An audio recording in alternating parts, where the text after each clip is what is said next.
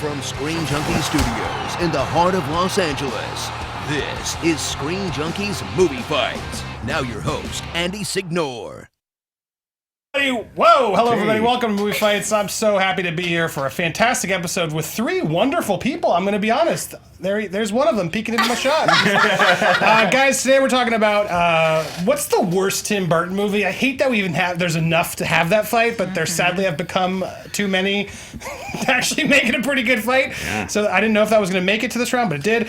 Which two co-stars from a classic film would you want to see reunite? Just because Sam Neill and Jeff Goldblum are going to be in the new Thor movie. It's nice to see them together. Who else would you want to see? Also, what flop deserves a second chance? And that Lion King remake, we got to talk about it. So plenty to do. Let's meet our fighters. First up, so happy to finally have him back. It's been a very long time. It's Steve Zaragoza. Oh, shit. Hey, what's up, man? How you doing? Have a good nap? Oh, I'm great. Yeah. Hey, Andy. Power nap, right? Thanks for having me back. Yeah, super power nap. Quick. Good. Got to get in. I know you're a busy man. You got to fit in those naps when you can. I got a hard out in 15, so let's do this. Well, you're going against someone I know you know and love. I'm so happy to have her back. She's been a regular since the beginning. I'm so happy. Writer, gamer, host, awesome person, Trisha Hershberger. Thank you. That's such a cool intro. Writer, gamer, host, awesome person. I think I'm going to start using that. Yeah. Thank you, Andy. So many things you do. You are the best of them all. Oh, well, I don't know that I'd go that far, but I try real hard. And I'm going to try real hard today because I'm going up against two of my favorite people in the world. And I am equal parts thrilled and terrified by that. Good. Yeah. Let's embrace that. I'm excited for it. Next to you, though, I know you guys know him, and I know we know him really well. A lot of you at home may not know him, but he's an integral part of this show. He's the guy who really helps me do the questions every week, who helps brainstorm a lot of these questions you see and do. It's Mr. making his Screen Junkies debut on Movie Fights, Lon Harris. Hey, everybody. Now, Lon, you didn't get to partake in the questions this week because that would have been unfair. Right. No, but it was a hard job because we had to do it without you. I had no input for the first time ever, and believe me, I read the questions being like, really? All right, guys. All right. We'll make it work. But yeah, Lon, here you go. Your big shot against two. These both. Did you win? I won TV fights, yeah. But you didn't win movie fights. I haven't won movie fights yet. I was so you close. have a good record. I'm in the same boat as Steve. I've won TV fights a few times and gamer fights, and I've come very close to the winning last one was movie really fights. good. So nobody at this table has actually won movie fights. So 3 losers. It's gonna be your first time winner. 2 losers and 1 guy w's never played before. I did win minority fights last year. Did you guys? That's not a Screen Junkies show. I meant you, me, and Steve are the losers. I'm excited for this. A lot of beards on this table. Sorry, Trisha. Yeah, I forgot mine today. I'm so sorry. I didn't We get should the have memo. just gotten you a fake one. That would have been awesome. I never am threatened by beards, but both of you are just completely putting this to shame. We got a lot going on. Yours is fuller than mine. I've got all this blankness here. Welcome to Beard Fights. On the couch, I'm so happy to have him. As always, feckin' our checks. Fact checking all your things you say. It's Dan Murrell. Hi. Hey, Dan. How you doing? I'm doing great. How are you doing? I'm doing very well. Great. I'm excited because next to you is a fan. I'm so happy to have him. Jeff Kang. Welcome, Hey, Jeff. How you doing, Andy? Good. I hear it's your birthday this week. Yeah, it was on Monday. Thank you. Wow. Should we sing Happy Birthday to you? That's enough. All right, good. It's a long show. But no, happy birthday, man. This is a fun birthday present. Thank you so much for being a fan, and I'm glad we could have you sit on the couch. Are you excited today? I'm very excited. Thank you. I may be asking you for help, so please pay attention. And remember, it's always about the arguments. No matter what they say on YouTube against me, it's always about the arguments. So, Jeff, you're in? Okay, good. Great. I think we're ready to do this. Anybody need the rules? I think you all know how to play this game. Shall we get straight to it? Let's just do it. I've seen it. Come on. Let's get nuts. I want to fight you. You want to fight? Let him fight. Stop this fight, I'll kill you. I could do this all day. Woo! God, I love that intro. All right, guys. I'm ready. Road Dry Jones 7 on Twitter asked this question. Since Tim Burton has a movie coming out this weekend, Miss Peregrine's X-Men, I think it's called. Gazabelle, Rodri Jones 7, wants us to finally decide, what is the worst Tim Burton movie? Now, I said this at the top. This is a sad question that I feel like we have to do. Who would have thought what, 10 years ago, we'd have this debate. Nobody would have. I don't want to talk about it. Because he's one of the most prolific, best directors, I think, of all time, but I just feel like he's had some stinkers. I think we figured out he's 9 for 9. He made 9 good movies and 9 bad movies. It depends on where you put the cutoff. Like Sleepy Hollow, I think, is near the cutoff. Big Fish. It depends on where you put the Big good Fish to is bad. amazing. I think That's Mars nowhere near Attacks the is the middle. turn. See, this is the. There we go. So it's already heated debate. I'm gonna eat We you do and this- shit you, Harris. We do this fight with mass respect sounds because I do terrifying. still love Tim Burton. I think want he's that. amazing, Yeah. but he's made some weird choices. He's on a bad run. Let's break them down. What is the worst Tim Burton movie? Steve, you're up. Planet of the motherfucking Apes. Planet of the Apes. It's so bad, man. When going up against the original, I mean, that's the thing. Like, when you heard Tim Burton was doing a Planet of the Apes remake, like, at the time, I was like, yes, yes, yes, yes. But unfortunately, it has the same problem, which a lot of remakes do, which is it's going up against the original. It has just too much going up against it. You're going to compare it no matter what. Mark Wahlberg? Mark Wahlberg is the lead of this movie? Helen Bonham Carter's in it, and like Tim Roth is in it, phoning it in, and Charlton Heston has like a line that was from the original in it, and it's real bad. And then don't even get me started about the ending, man. The Lincoln Memorial ape thing that was ripped off from Kevin Smith, I think. Is that proven, by the way? I need to know if that's proven. It's a I'm bad sure movie. Dan's going to figure that out. It is such a bad movie. It was the beginning of the end for Burton. I feel like he wasn't allowed to do his Burtonisms. I think it was the Rick Baker, I think, did the effects for the film. He refused to do any stylized Tim Burton-esque designs, so he was hindered on that front. It's just a bad script, bad cast, bad story. He gets back into the pod and time travels. Garbage, garbage, garbage, garbage, garbage. All right. Trisha, what is the garbage you're picking? Okay, the garbage that I'm picking is Alice in Wonderland. And I think that Alice in Wonderland was so bad because you're taking such wonderful source material. Lewis Carroll's original masterpiece, which is already weird and funky, and everybody thought Tim Burton and Alice in Wonderland through the looking glass, like this is going to be a match made in heaven, and it so was not. It ended up being your typical cheesy blockbuster. I'm going to follow this formula. Everyone's going to love this summer fun film. And it just felt completely uninspired. You've got characters that feel very half-assed. The Mad Hatter did not seem mad at all. He was just silly and used a funny voice and had funny makeup. I don't believe for a second that Alice thinks that impossible things can happen just before breakfast. She's just a plot device.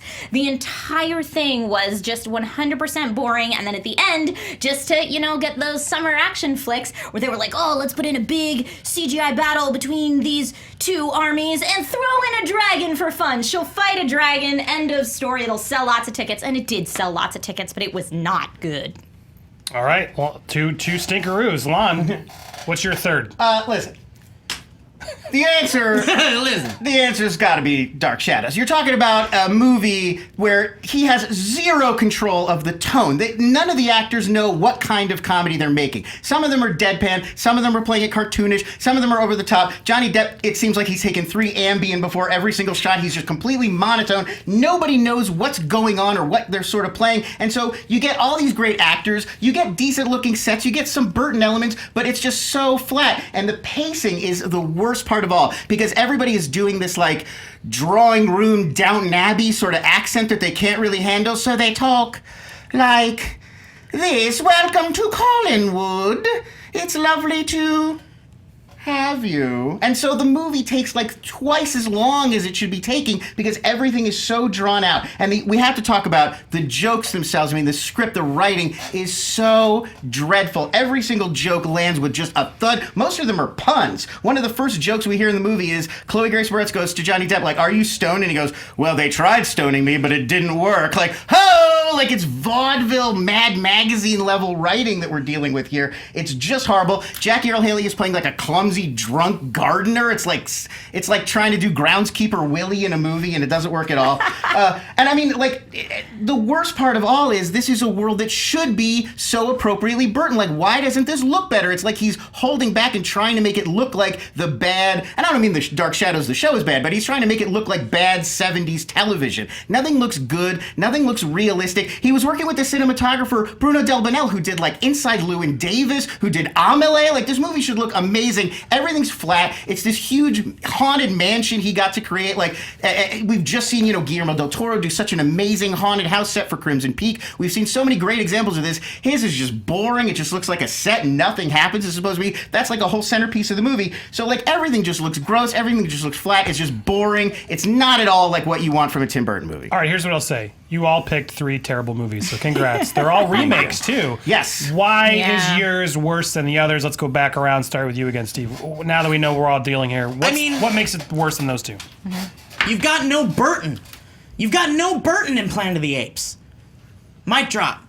There's no Burton. It doesn't even feel like Burton. What does that mean? It doesn't even feel like Burton. But there could be. Are we allowed? We can jump in, right? Get in there, Are we baby. allowed? But I mean, because here's the thing. I'm dropping toys over here. Well, because here's the thing. Like, okay, it doesn't look like a Tim Burton movie, but it is a movie with Rick Baker makeup and a bunch of people in incredible ape makeup on top of horses but it still riding doesn't around. look anywhere as good as the original makeup. It looks great. I mean, I it don't is know its about own. that, It is Steve. definitely its own style. Like, it looks very different from the original movie, but it looks great. And Rick Baker's a super pro. And you were mentioning like, oh, there's all these bad ape performances. Paul Giamatti, this is before motion capture, is the most believable orangutan performance in like movie history. Like, he transforms himself into this character. Incorrect. It's like this incredible transformation. So I mean, Listen, if you You turned also off. said Tim Roth wasn't good, which is absolutely Roth was crazy. phoning it in Helena like a Bonham Carter mother. was Tim great Roth- in it. Tim Roth Tim was Roth good. phoning it in is better than Chloe Grace Moretz trying to do a Maggie Smith Listen, accent. your movie Come on. has Eva Green in it. That's But all it needs. Eva Like, Green, great. who smiles throughout the entire movie, even when because she didn't know Burton wasn't telling her what kind of comedy this was. So she's doing a Southern accent. It's in Maine. It That doesn't make matter. any sense. Put the movie she's on mute smiling anytime. broad the whole Put time. the movie on mute. Anytime Eva No, Green's on dude. screen, you're in love, you're Dark distracted. Shadows I doesn't gotta even look good agree if you with turn the Steve. volume You got off. Pfeiffer in there too for Dark Oh, Shadows. Yeah, but Give it. they're Catwoman. wasted. They're Christopher so Lee. wasted. They're delivering like Christopher Plus, Lee is like, better look. yeah, I've got a fishing boat. You Look, want it? if Dark Hey. Shadows and Yeah. Alice in Wonderland are playing at like late at night on TV, maybe you're a little bit, you're on your prescription medication, you're feeling a little good.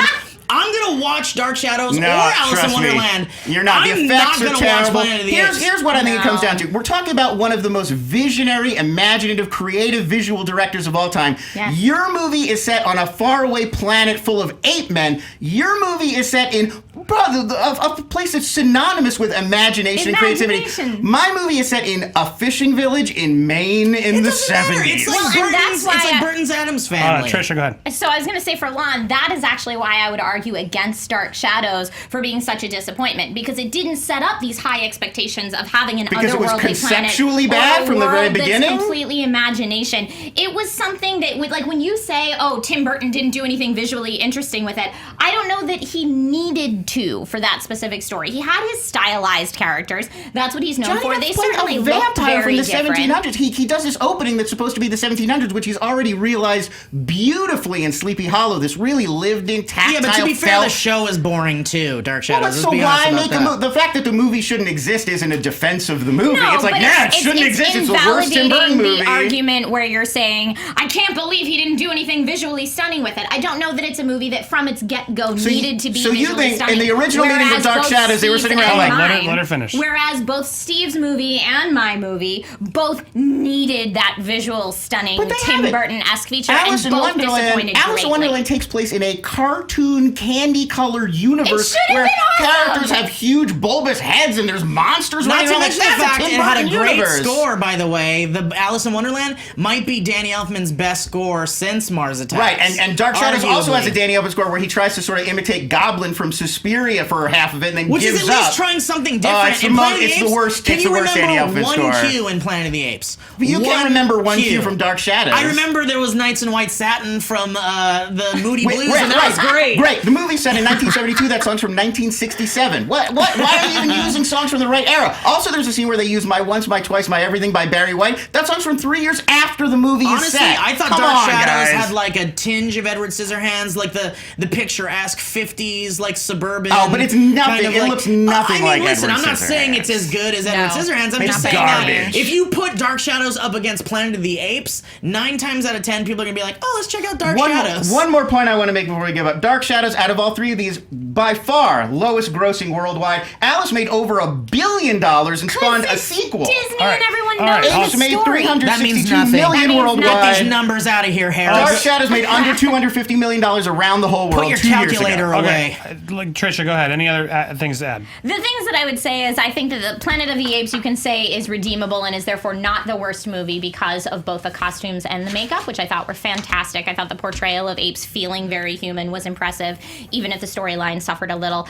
The thing that I would say about Dark Shadows is there were moments in it that made me chuckle. If you're looking for just cheesy, kind of fun, silly people dressed as vampires, if you're into that, it's okay. There's going to be something redeemable in that. Whereas if you're watching Alice in Wonderland, you are nothing but disappointed for the way too long, incoherent, rambling story that it was. It was visually disappointing. The acting was incredibly disappointing, which people expect so much more from Johnny Depp. This was just another time that we saw him, okay, you're going to be a caricature and not a character. Great, thank you so much.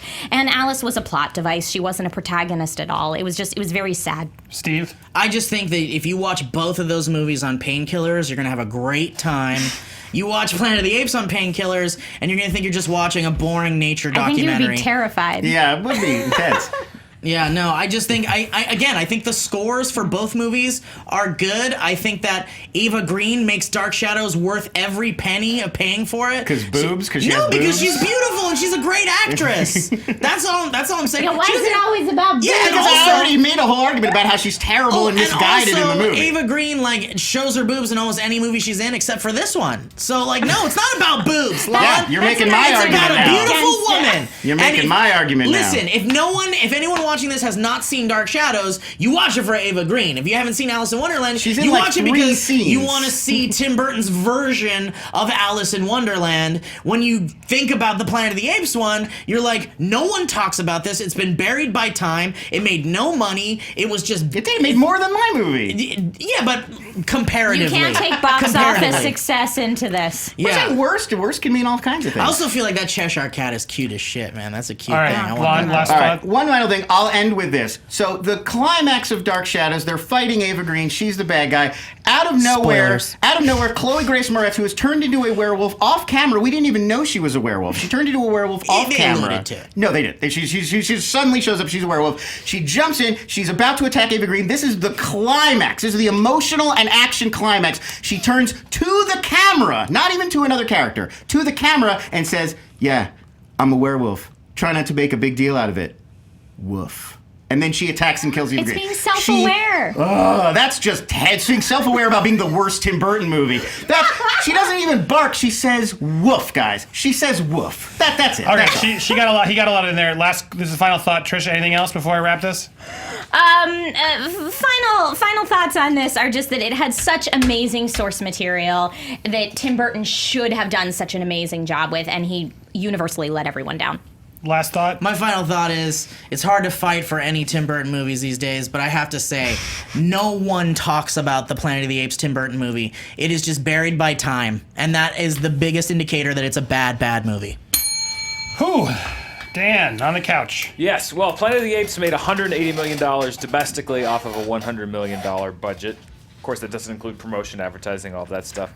The Kevin Smith-Tim Burton conflict was over a comic book called Chasing Dogma, which he wrote that filled in the time between Chasing Amy and Dogma, which ended with monkeys cutting the head off of the Lincoln Memorial. He commented publicly, jokingly, that the Planet of the Apes bore a resemblance to that.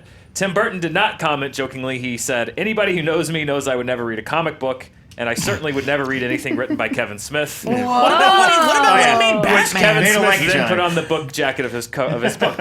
So, and also critically, Well, because Kevin Smith wrote the infamous Superman. Right. yes, Which exactly. Burton then There's sort a of little blamed bit of him for. there's Yeah, some there's bad blood there. Yeah. Critically, Dark Shadows brings up the rear, followed by Planet of the Apes and Alice in Wonderland, but none of them were critical successes. Box office is otherwise. Do we have a And we poll? have the poll Okay. out. I can give you the results in Steve, you got lost there just because I think you just started rattling off cast members' names and got a little too weird on the boobs or the 'Cause I love beautifulness. So it came down to Trisha and Lon for me. Trisha made a very good point about the expectations of why yours is more of why it's a bigger failure, because why do we care about Dark Shadows as much as we should care for Alice in Wonderland? But Lon got a lot out there, and the wolf scene and just everything else. there was just too many ingredients he threw out to sort of ignore compared to what you guys were throwing out to me. So I got to give the first point to Lon. This thank round you, was Andy. a turd sandwich with turd in the middle. Dan, what did they say at home? The poll actually. Plus, it's hard to admit that Alice made a lot of money. People over not $1 only saw it billion. once, A lot of people went and money. saw it twice and 3 times must to have. make that kind of so money. bad. I agree with you. It's awful. It's a very close contest for second, 32% to 28% between Alice and Dark Shadows, but the winner on the Twitter poll with 40% is Planet of the Apes. Hell yeah, player. They're all bad films. I think we They're can all all agree. bad They're all bad films. I don't like one of them. Yeah, we'll talk more after the fight. They're brutal. All right, let's get to round 2. Sam Neill, apparently, I don't know if he was allowed to acknowledge it, but he dropped that he's going to be in Thor 2 with his Jurassic Park co-star Jeff Goldblum, which I'm kind of into. I want to see the two of them get back together. But we want to know, what 2 co-stars from a classic film would you like to see reunite for another movie? Doesn't have to be a sequel. What are the two actors you'd be like, you know what, we got to see these two do something fun again together? We're going to start with you first, Trisha. Who do you want to see back? I would love to see John Travolta and Samuel L. Jackson get paired up again in a film. Vincent and Jules are so hysterically funny. And of course, the writing definitely went into that. But more so than anything, their chemistry and their back and forth between each other is one of the most amazing things about Pulp Fiction. So many people love that movie. So many people love these characters. And it would be awesome to see them together on screen again. It'd be great. Great. Lon, what are you picking? So I'm going with Jeff Bridges and John Goodman, so memorably united in Big Lebowski. It's not just great Coen Brothers dialogue. Obviously, the Coen Brothers are terrific writers, but there is a music and a rhythm to the way these guys deliver this dialogue in this movie, and that's why it's so quotable and it's so remembered. I mean, how many lines of dialogue does everybody remember these two guys doing for Big Lebowski just in their scenes together? Shut the fuck up, Donnie. Is this your homework, Larry? V.I. Lennon, Rug really tied the room together. That's not just great writing. That's great chemistry. That's working together. It's like a symphony to hear those guys deliver those dialogue, and they're cutting over each other. It's really staccato. It's a very unique flow, and I feel like they would bring that natural chemistry to any project that they did. It doesn't have to be done by the Coen brothers. It's not just set up punch timing. It's much more complicated than that. I'd also point out these are two actors who are super, super versatile. You've seen Bridges and Goodman both be great in dramas, be great in thrillers, be great in comedies, be great in action movies. We could put the two of them in any genre, in any new project that's coming out, and there's a good chance you're going to be entertained by what they're doing together. The last thing I'd add right here is they're still super vital. We've seen both great performances from both of these guys just this year. We got 10 Cloverfield Lane from Goodman. We got Hell or High Water from Bridges. These guys have not missed a step since Big Lebowski. They could step into a role and be great and kill it right off the bat. Steve. These guys all had their days and they consistently made good movies, but Dana Carvey and Mike Myers made arguably 2 of the greatest comedies of all time. Wayne's World 1 and 2 are fantastic films, and then they just split off and did their own things and made terrible movies separately, and have yet to combine their efforts again to make another awesome movie. I think the world wants these expert comedians from Canada who are hilarious, old school SNL aficionados, comedy experts. I want to see these guys make a movie again, whether it's a drama, whether it's a comedy. We saw Mike Myers and Quentin Tarantino's Inglourious Bastards, and that was cool, but I want to see them do the comedy thing one more time. I want to see them get together. I don't care how old and weird they look. I don't care if it seems like it might be a Dumb and Dumber 2 situation. I think if we get a good writer, a good director, maybe Jay Roach or something, we get them together to do another movie, I think it would be comedy genius. We need that comeback bad.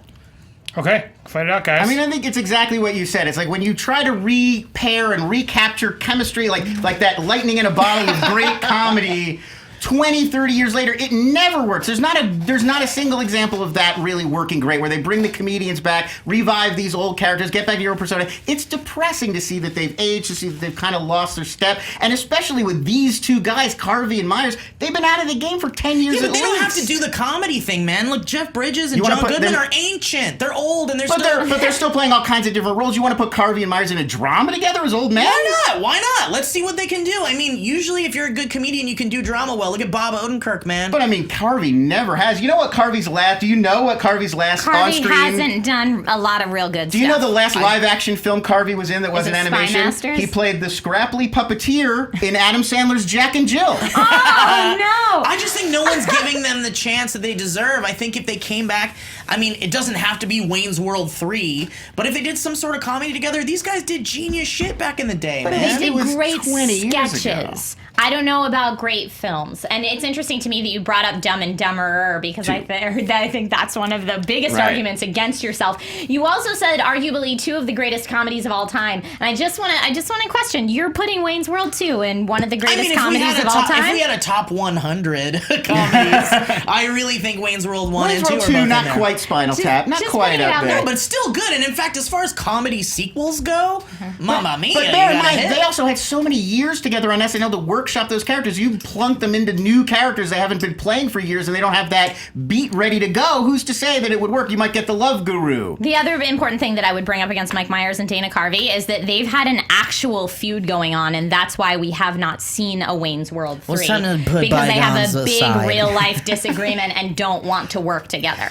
Listen, John Travolta and Samuel L. Jackson. I think John Travolta's done, by the way. I think he's had his day. He's done. I think he's gracefully just John bowed out. Travolta is still kicking it all the time, and he's super versatile as well. We do have to talk about how that was a Tarantino movie, and a lot of the time when you see people move who were great in Tarantino movies, and then we try to move them out into other people's movies, it doesn't quite capture that same Tarantino But I think both magic. Samuel L. Jackson and John Like- Travolta's career in plenty of movies that are not Tarantino movies Yeah, but has there's- proven that they're both amazing Also, I actors. really They feel do like- it time and time again. Which Tarantino do you mean? Is that Be Cool or Swordfish or Battlefield Earth or The Punisher or is it Michael or is it Old Dogs or is it Wild Hogs? Which one of those was that classic where we bring in that Travolta? That's the Travolta we want. But think about like a Robert I mean, you could do that Forster, list for like- any of these guys. It's Really, you true. could. Like, Yeah. Jeff I mean- Bridges has been in some bad stuff, man. They- Same with Such Goodman. as? Jeff Bridges and John Goodman have been together in Masked and Anonymous, which was awful. And Not their awful. chemistry And they the barely scenes have a together scene. No. did not save There's that like film. barely any It time didn't. on screen together in that movie at all. That's a Bob Dylan movie. It's a weird indie Bob Dylan. That's not a fair. Surf's Their Up was a scenes real That's piece not of like shit. get Yeah, them but back you together can't in something look at vital. it and I say didn't like this Surf's is Up. a bad Were Bob they in Dylan that? movie, Bridges. but at least their Bridges was in scenes it. The together one were other thing, good. the one other thing we got to talk about here is I actually think from Pulp Fiction, if you want to get two people together who would be interesting to see them play off each other, Travolta and Uma Thurman. We've seen the Quarter Pounder with Cheese. That's the iconic. That's a famous scene. We've seen it a million times. I think that scene's a I little also feel overrated like compared to you've- a lot of the Travolta Uma Thurman stuff. You've also seen these guys a million times doing separate things, together things, whatever. You haven't seen Mike Myers and Dana Carvey do anything. They Maybe there's hate a each reason. other. Listen. And you'd be remiss if you thought that their off-screen competitive nature would not now impact their performance on screen. I mean, listen, you give years and years and years in between feuds. I'm sure they forgot what the hell they were even arguing about. I'm sure they could do something cool Can together. we just verify? Didn't they do the SNL 40 together? They did. Yeah. Okay. Oh. No, they did. I'm So just, there you I'm go. just trying They to figure can out. do it. They can make it Nobody's saying happen. they That's couldn't. a sketch. They Nobody were says they nice couldn't. to each other for a sketch. I don't know that they want to work I together just for think years. nobody's on I'm the not film. sorry. Physically I'm not do it. saying your point's still valid. I'm Yeah. just curious because I'm curious if they No, hate each it's other. true. It's good gossip. No, they definitely did do that together for sure. All right. Here's what I want to hear because I want to see. Honestly, I want to see all these duos come back. I think they were all great. Pitch me how we're coming back with them. Just sell me on this edge. What's the vehicle you're putting these two back together in? You all had great people who helped. They're gone. They can't be a sequel. What are you putting them in that we're like, you know what? That's fun. Who's ready? You know what? I'd like to see who's Seth Rogen's guy that directed all the movies and it wrote the book recently, and he's the old guy, old Jew, the guy that's like the guy that masterminded all of Seth Rogen's stuff. Judd Apatow? Judd Apatow. There we go. Old Jew. I want to see Judd How dare you, Apatow. Steve? How dare you? Can we fact check how old Judd Apatow Yes, is? I will. Why's it got to be a Jew? Why can't it just be that old producer-director? Listen, That's how Freaks Steve and Geeks remembers creator, it. That's Judd how I was Steve just, Mel listen, I was just Brooks trying is to probably get the to old- the name, all right? I'm sorry I said old Jew. Carl Reiner. I think Judd Apatow could make a really cool Dana Carvey, fucking Mike Myers movie where they're like fledgling comedians. Maybe they got out of the. Maybe it's like kind of about them. You know, maybe their stint in movies, and then they get back together to make one more big last hurrah. Maybe like a Walk Hard Sounds like type like, you know, parody movie, slapsticky, whatever. But have them do serious and comedy. I would love that. It would warm my heart. Like audience favorite funny people. Like everybody's Oscar pick that year, funny people. I'm just saying. I didn't hate funny people. Steve, I think you're moved more by nostalgia than by actual. Maybe. I mean, these are all nostalgia, though. points All about of these it. points Fair. are What's your nostalgia. pitch, Trisha? My pitch would be I would love to see Samuel Jackson and John Travolta in a buddy comedy, maybe in a situation where they are forced to work together. Their characters are completely different, but they're forced to work together and eventually come to be great buds, like every good heartwarming buddy comedy. Do they there learn is. a lesson? They probably learn a lesson along the way, Steve. But yes, I think if we're bringing back that, you know, they originated the philosopher gangster motif and completely changed our mind on what this job role is. Why not do that with another role and recreate that same chemistry yet with a completely different storyline? Lon? I got one. I want to see. It's like a western/crime film. Bridges is a grizzled. Bridges in a western? Bridges is a grizzled Texas me lawman. more. Just the fact that he's good at it doesn't mean he shouldn't do it. Will he do his Western voice? Yeah, there you go. Talk about Yes. them mumbles. And Goodman is the leader of like a crew that is committing a bunch of robberies, and then it's like heat. They've got to like face off, and one of them it's like a game of cat and mouse, but in the West. And with these two great titans of the screen facing off, you get like that great heat scene in the diner that De Niro and Pacino have. But Goodman and Bridges finally two make it mumbling happen. old men mumbling in a western again. Can't John wait. Goodman, a mumbling old man. Everybody hates Kinda mumbly old mumbles. John Goodman. I mean, I love He's John Goodman, but he loathed. mumbles. Universally loathed You put two mumbler John mumblers Goodman. you put two mumblers in a movie together, you can get a lot of mumbling. I hope they Okay, don't I put in hear- those horrible mumblers that everyone hates. John Bridges and Jeff. You gotta Jeff Bridges space and them Goodman. out with not gonna non-mumblers. argue against the mumbling right now, but I do want to take Lon's major tentpole points for this argument and talk about how they could be applied to a lot of these different films, and that's that there are lines remembered from these two having their dynamic together, and that's true for any of the movies we're arguing. Same thing with the fact that there are super versatile actors that have done a lot of things. You can certainly say that about both John Travolta and Samuel L. Jackson, and that they're still working in the industry. You can say that about John Travolta and Samuel L. Jackson. Until OJ and Friends, Travolta wasn't doing a whole lot. He had that post that show was swordfish called? lull. Why are people calling it OJ and Friends? I've That's heard it funny. twice now. Called that. Juice. All You right. heard me call it that twice. Maybe. It's guys hang out fantastic, a by lot. the way. That show is It's a great show. Steve, any last thoughts? Yeah, man. I mean, I just think that these old men have had their day. Let's try a new one. Let's Your try. men are let's old. try. But let's try. Listen. Your Let's men try. are Listen. old. We've got old duos and we got new old duos. Let's try new old duo. What? All right. Okay. Final thoughts, Lon? All right. I mean, I would say Lebowski, even out of the rarefied air of Coen Brothers movies, and these are some of the most beloved movies by movie fans, Big Lebowski still stands alone as almost everyone's favorite. Up Rocks That in latest July. one was a big Up hit, Rocks too. in July. Hail Caesar? Not exactly. That's not what as I'm big saying. as Lebowski. Sarcastic. But we're not arguing about the Coen Brothers are good. So even in the list of the top are you? Coen Brothers movies, Big Lebowski routinely comes in at the top. You know, it has the highest IMDb rating of any Coen Brothers movie. Something that movie is so beloved, people want to see these guys together. They enjoy their chemistry together. They want to see them in something new. Final thought, Trisha?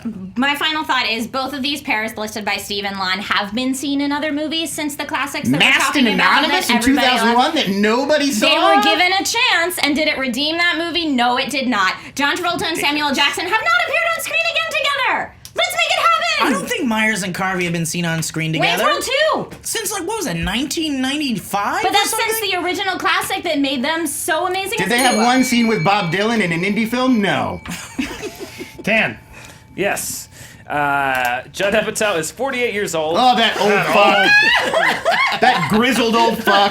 but I can confirm that he's Jewish. Thank So, you. there you go. Thank you. I knew it. Mike Myers and Dana Carvey did have several differences over the years. They seem to have set those aside in recent years. They reunited for an Academy screening of Wayne's World, shared the stage a With few years Penelope- ago. with the director, With the who director who apparently they both really didn't had like. Yeah, trouble they really with. hated the God, director. I wanted to be there for that. That would have been fascinating. directed This will that? be Penelope the Spears. third Thor movie. I think he said Thor 2. This would be Thor 3, Ragnarok. Yep. John Travolta and Samuel L. Jackson. Trisha, you mentioned that Goodman and Bridges had reunited for Masked and Anonymous. John Travolta and Samuel L. Jackson also reunited in 2003 for Basic, which is a John McTiernan They had 0 movie. scenes together. Okay, well, they were in the same movie. That's what I'm But saying. Also- not reunited But Bridges on screen. and Goodman had a scene together in the weird Bob Dylan movie. They did. It's like And 2 seconds. from Twitter, some suggestions from people watching at home. Robert De Niro and Joe Pesci. This was a big one. Nicolas Cage and John Travolta, Brad Pitt and Edward Norton, Danny Glover and Mel Gibson. People still love the Lethal Weapon duo, and Leonardo DiCaprio and Tom Hanks. I alst did DeVito and Schwarzenegger. If you pick Gibson, you're really setting yourself DeVito up. and Wins 3. Schwarzenegger. I also have the Twitter poll results whenever you'd like them. This one's tough.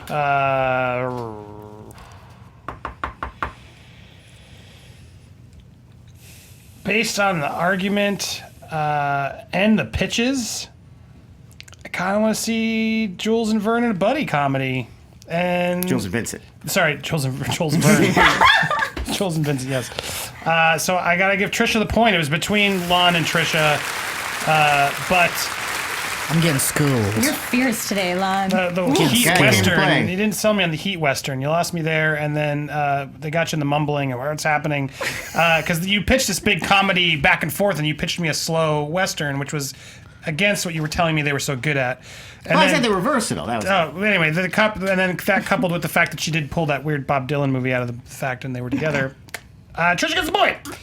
All right, moving on to round 3. That was tough, though. Sorry, Twitter, Steve, by the you way, lost. I just couldn't stop thinking of all the body sounds Jeff Bridges and John Goodman would be making the whole movie. What was the Twitter poll? Almost a So many majority, grunts. 49% voted for John Travolta and Sam Jackson. 32 backed Jeff Bridges and John Goodman. 19% voting. Yeah, for they Mike just had Myers. such a good. I don't know. That was tough. I do want to see them all together, though. I want to see Dana Carvey and Mike Myers together. The SNL reunion. They did one on MTV Movie Awards. That was awful. Oh, it was like the Wayne's World. They did the Wayne's thing? World back Yeah. then, and it was awful. They did it again though on the SNL 40th, and I thought they actually I they were remember better that. in We'll that. talk about it after 5, but that's all. It's always sad. No, you totally. I'm with you, but on the SNL one, you almost felt like they knew, and they were just like, "Well, let's just try it one more time." And but yeah, after the fight, we can discuss more. Yeah. Round 3. Also, Sam Jackson and John Travolta shared one scene in Basic.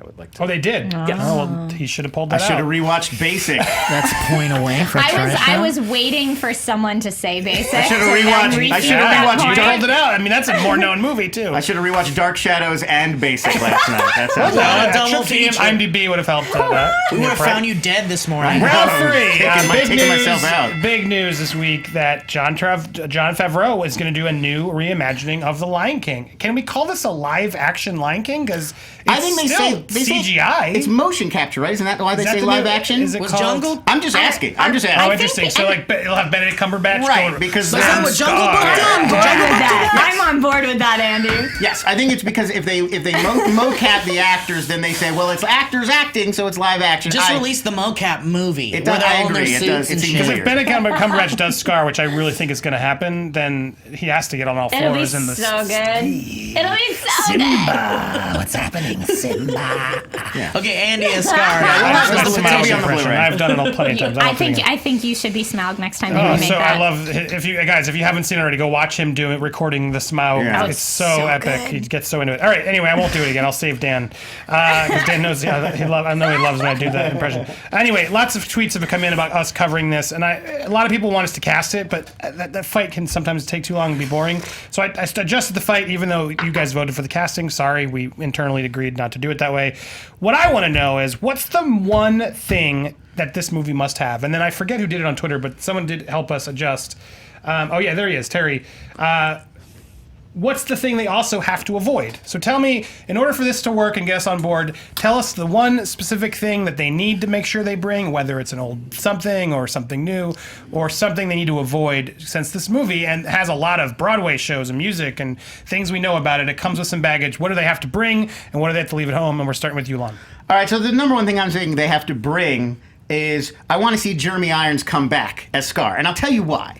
Because we've never had an opportunity before for a great actor to come in, define a role through using only his voice, and making not only Scar defining that role, making it one of the most iconic, most beloved, most memorable Disney villains, using only his voice. Now, we have this new technology that would allow him to step back in that role, use his body language, use his facial expressions, and really play Scar in a way he didn't get to last time. We've never seen an actor have this opportunity because the technology is so new. And it wouldn't work in Jungle Book because that's such an old movie. All those actors are sort of retired. A lot of them have passed on. So it makes sense to recreate that. But if you're going to redo Lion King with an actor who's still so vital, still in movies, who's still really relevant, who still acts all the time, and who's so great, such a physical performer anyway, Jeremy Irons would absolutely kill another chance to create this character in this brand new setting, but to bring with us the Scar that we all know and love. Anytime you're watching this new movie, if it's a different actor doing the voice of Scar, no matter how good they are, you're going to be like, I don't know. You're going to be comparing it in your mind to Jeremy Irons.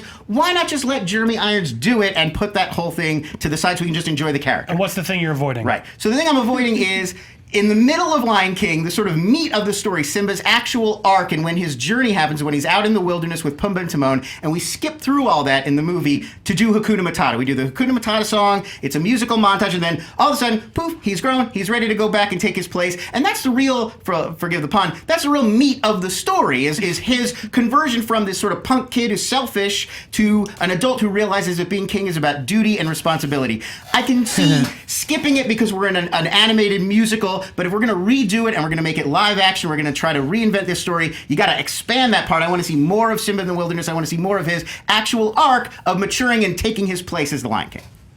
So avoid the montage. And avoid the Hakuna Matata musical montage. Do you still want Hakuna Matata to show up at some point?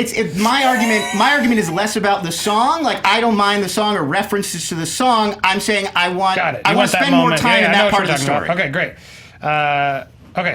Steve, you're next.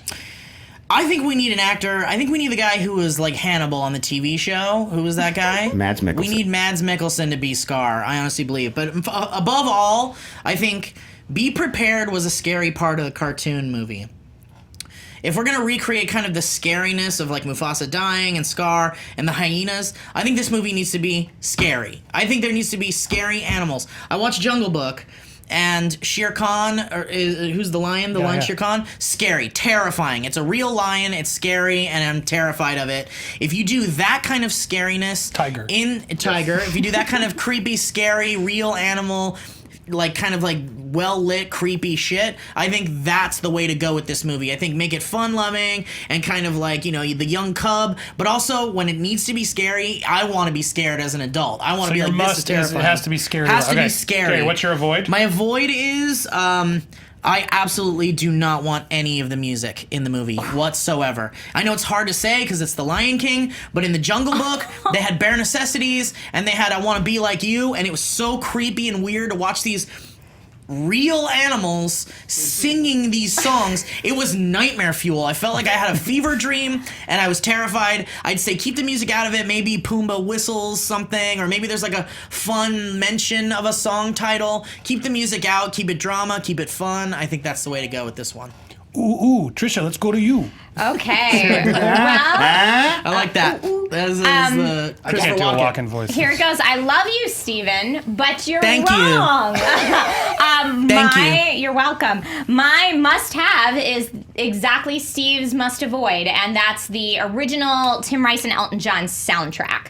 I think it absolutely needs to be in there. I believe the hits, like Can You Feel the Love Tonight, The Circle of Life, I Just Can't Wait to Be King, Be Prepared, like the big hits that we remember, which is, yes, most of it. These need to be in there, and I believe they've already announced that some of the original songs will be in the new upcoming movie. They've said that, and I think that you cannot have The Lion King without this music. If you look at what made The Lion King successful, it was not the rehash telling of Hamlet. It wasn't. It was this music that won countless Tony Awards. It topped the charts. It was music that everyone went around singing, and to this day, we all know the lyrics to. It inspired a very successful Broadway run that's still going, one of the most successful Broadway shows of all time, and that is all about the music. If you take away such an integral part of what made The Lion King successful, I think you're doomed.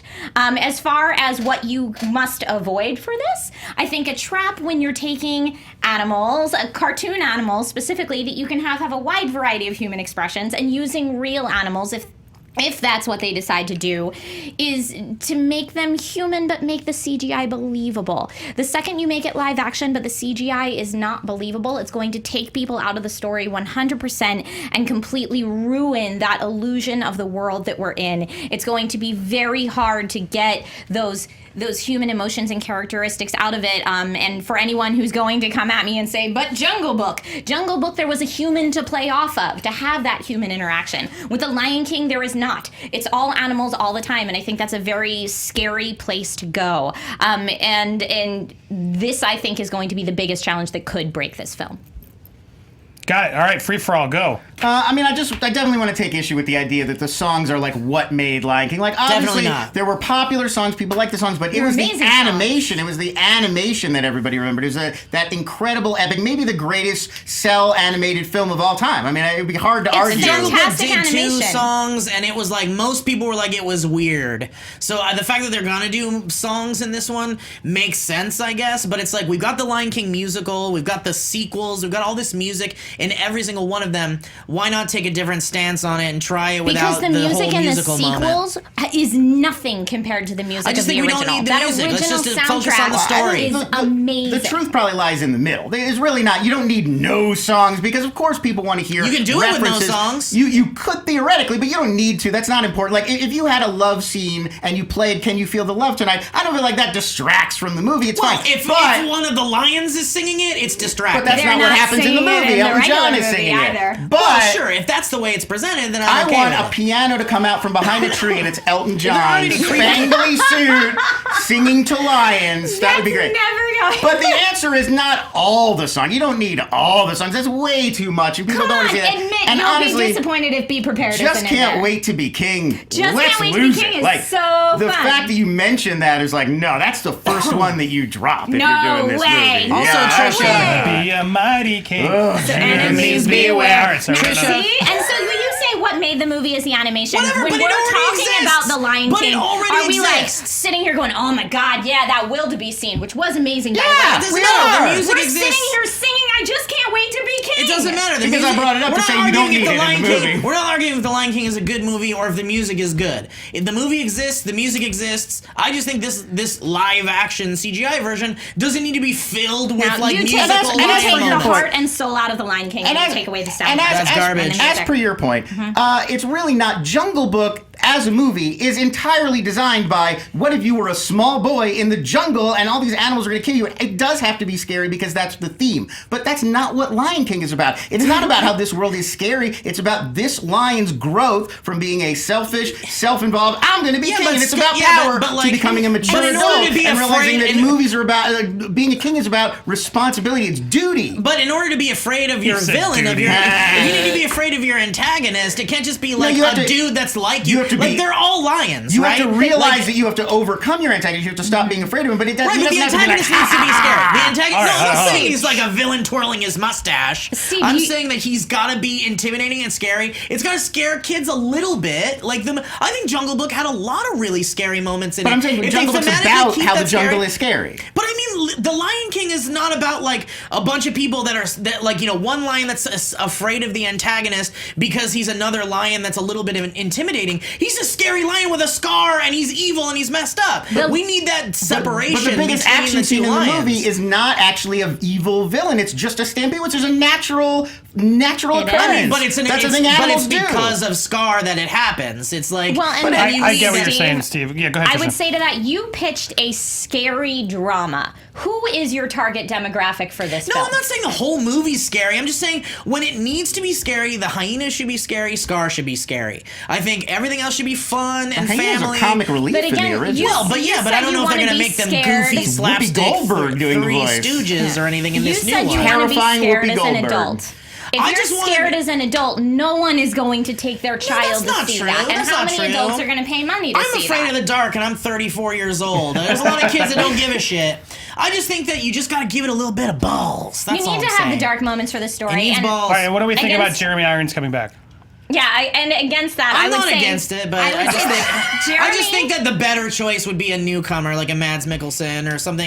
All the Somebody who's children's got, like, favorite, Mads Jeremy Mikkelsen. Irons Even a is great. Cumberbatch. Jeremy Irons is great. A He was lot of the fouled. original cast are awesome and certainly still very viable. Like you were saying with Jungle Book, they're all old now. That's not the case with The Lion King. I think once we say Jeremy Irons needs to be scarred, then we fall into the trap of saying, let's bring back the entire original cast. But nobody, I mean, maybe James Earl Jones is Mufasa. You could also say James Earl Jones is iconic. amazing. But What who about Nathan Lane. I just it's think not in the you same gotta way. separate- Rowan Atkinson. Matthew Broderick. I think you gotta Are you not separate. putting Nathan Lane in the same category Nathan as Lane, Matthew Jeremy Irons? Broderick. Am I personally? Yeah. No, I don't think so. Andy and I would disagree with that. Matthew Broderick and Nathan Lane are both amazing. Matthew Broderick? Yes. Who even remembers Matthew Broderick was in The Lion King? Honestly, He's Simba. do a Twitter poll. Well, he's one era of Simba. yeah, He's come on. older Jonathan Simba. Taylor Thomas was also Simba, but I we're not wouldn't bringing put him back him with the either. greats. I just But think you could bring him back. Let's not make an But exact. he's older now. He's probably an old But man. the fact right, that you Steve? could bring other people back doesn't mean that you need to. I'm No, saying, I and mean- then this is the iconic performance in that movie, and it's an actor who's I don't still great think and who's Irons- so I don't great. think I don't it's think the iconic I don't think performance in Irons that is going to movie. put butts. No, in he's no seats. Matthew Broderick It's going to with be 8 like lines of It's dialogue. going to be Jones? like Cumberbatch. He's It's dead going to within the be first 10 minutes. It's going to be Colin Firth potentially. It's going to be like Why? know. What else? So, but the I whole would time love you to want to see listen to Javi- Colin Firth as Scar, like, ooh, I'm just Simba. saying, hey, this isn't my. These Oh, are my. Simba. These are my. A gentleman Listen, lion never I goes in would a like to stampede. see Javier Bardem take a stab at it. Sure, why not?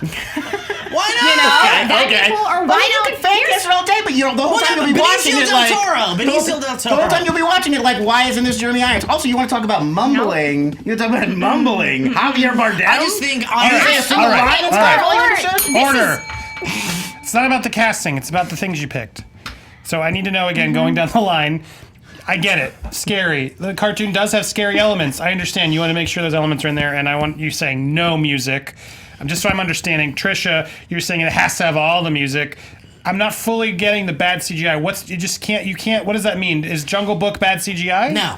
No, what I'm saying is with the specific challenges of having an all-animal world, and if they're going to use live-action animals, it's going to be very hard for them to get the human emotion that's So do you want some necessary real for animals in Lion there King. too? Well, that's what I don't know what they're going to do. Is it going to be real animals enhanced with CGI? Is it going to be all CGI? Jungle Book knocks it out of the park, by the way, and that was last year. If they're using real animals, what the hell is Rafiki? Jungle Book because looks amazing. he's a mandrill and a baboon put together. Trisha, How are you going to do Trisha, that there unless are we're genetically scenes- splicing monkeys? There are scenes in Jungle Book that are just animals, and it's amazing. I had a hard time yeah. differentiating between. So I'm trying to figure out what's the example of bad CGI you want them to avoid. World of Warcraft. You know, Okay. like I want them to avoid anything that's going to take you out of it. I would actually much. thought the CG in Warcraft is I amazing. would It's not a great, maybe not a great movie, but I it would looks rather great. see them do human actors in puppets like the Broadway show. Oh, no. And have it be believable human interaction than I would have them to do CGI that's distracting from the storyline. Okay, and then Lon, you want Jeremy Irons back for sure. Yep. Only him is the one you only care about, and avoiding that montage scene. Which Correct. Now that all this, I want final thoughts again.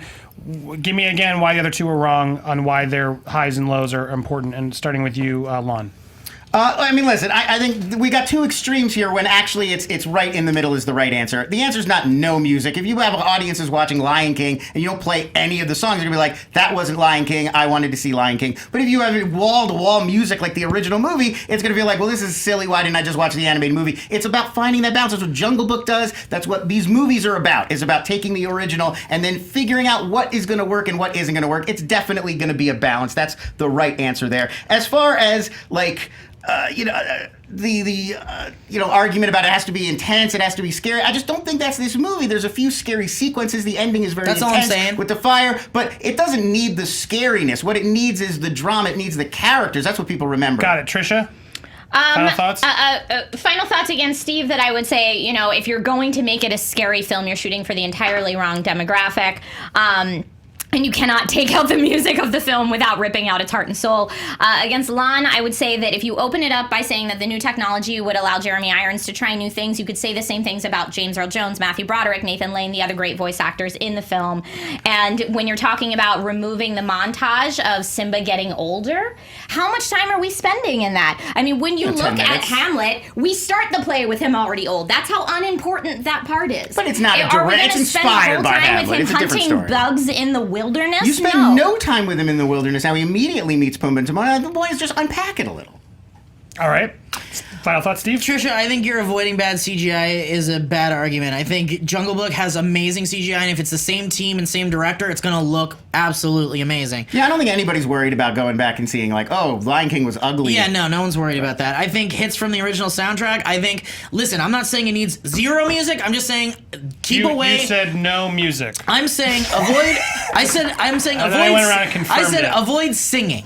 Like, I think singing from animals looks creepy Got and it. terrifying. If you want to put in Can You Feel the Love Tonight in a scene and it's just playing and no one's singing it, fine. I think that's fine. What It's if from like the movie. birds are singing it? Yeah, maybe that works. It's not it's a different character. Coming from Beaks, it's not as creepy, I guess. And Lon, I think the Jeremy Irons thing is really weird. It's a weird argument because, like, yeah, it'd be kind of cool if the guy who did voice of Scar is back, but he's not gonna excite people like, ooh, Jeremy Irons is the voice of Scar. I don't think anybody's gonna do that. Cumberbatch will be like, oh shit, yes, Cumberbatch as Scar is great. And also, I think the Hakuna Matata montage doesn't matter. Jungle Book had some like dumb moments that could have been cut out, and it really does kind of mirror the cartoon, and it still kind of works. So I think that's just like whatever. It's probably gonna be in there. There's nothing we can do about it. Dan.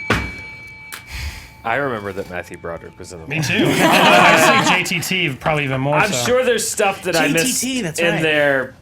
It was a there's a lot vortex, that's happening. but there was the question of how many Grammys did The Lion King music win. Here's what I'll say: the music from the movie won 2 Oscars, 2 Golden Globes, and 2 Grammys. The musical won 6 Tonys, including Best Musical. So They're so close to EGOT. Yeah. Yeah, it's No close Emmys. No Emmys. Yeah. And we have the poll, which I will give you the results of whenever you like, Andy. That was just a mess. There's a lot going on. Yeah, I mean, so Lon had a really good argument about the middle ground on the music. So that was a plus for you. The Jeremy Irons, though, he's not the only iconic voice in that. I think you lost your way a little bit on that way, though. Trisha. The music is a really huge part of the movie, but the bad CGI thing, the puppets thing, I'm not fully understanding where you went on that. Oh, did you not see the Broadway show yet? Yeah, but I've also seen the behind the scenes of the Jungle Book with them and the puppets, so I wasn't sold on where you're coming from. And then Steve, I got your scary argument, but you said no music. But then in your argument at the end, you did clarify it's not about the music. You clarified what you meant is just no singing lions and animals is what you want. Which did help a lot. And that actually closing argument did sell me because I think you're right. You want a little bit of the mixture of scary. You do need the music in there. So when it clarified your argument, you helped me and you did hit back on why other characters could be better than Jeremy. So somehow you won it at the end, Steve. You got the point. Give me a point. Wow, 1-1-1. The Twitter poll voted 54% for Trisha's arguments, music, and bad CGI. 32% for Jeremy Irons, and the Hakuna Matata montage at 14% was Steve's bring the scary, get rid of the music argument. Right, which he would have lost if he had kept that get rid of the music thing. But when you saved it, you saved yourself. Yay. All right, round 4. This is a fun one. This came from Soupy Doopy on Twitter, Jordan Campbell. This was fun because Jorma Tacone from Lonely Island tweeted out that he and Will Forte have been actually working on a MacGruber 2 script, which is like, huh? Really? Hopefully it actually goes somewhere. I'm sure it will. But it begged the question of which flop deserves a second chance sequel. I think that's a fun question because MacGruber is sort of an underrated movie. It definitely has some fun, interesting moments. And could a MacGruber 2 be worth it? Maybe. What movie do you think should get a second chance? Steve, we're back to you, starting with you. I think it's weird that we haven't seen a Monster Squad 2. Is it? Yes, it is. Because it's like Goonies, but with more nards. You see what I did there?